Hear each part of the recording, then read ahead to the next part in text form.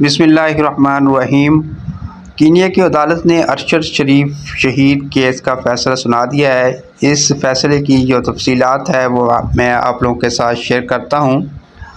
ارشد شریف قتل کیس کا فیصلہ کینیا کے معزز جج صاحبان نے سنا دیا۔ کینیا کی جج جسٹس شیلا نے فیصلہ سنایا کہ تمام گواہوں اور ثبوتوں کو دیکھنے سننے کے بعد عدالت اس نتیجے پر پہنچی ہے کہ مسٹر ارشد شریف کا قتل کوئی حادثی یا غلطی نہیں تھی بلکہ سوچ سمجھ کر ٹارگٹ کیا گیا۔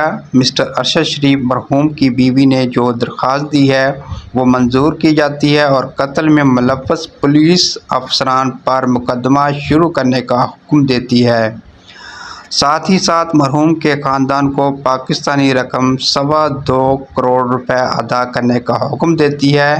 گویا کہ ان کی فیملی نے درخواست میں کوئی معاوضہ طلب نہیں کیا اور پیسے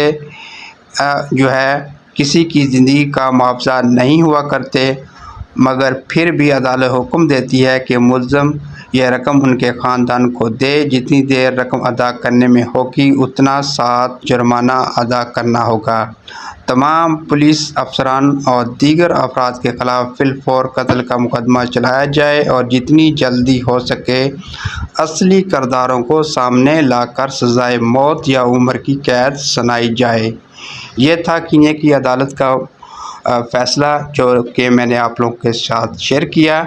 اس بارے میں آپ کیا رائے رکھتے ہیں؟ اپنی رائے آپ نے کمنٹ باکس میں بتانی ہے۔ مزید ویڈیوز کے لیے ہمارے چینل کو سبسکرائب کریں اور ساتھ ہی بیل آئیکن پر کلک کر لیں تاکہ جیسی ہماری کوئی نئی ویڈیو آئے اس کا نوٹیفیکیشن آپ کو فوری طور پر مل سکے۔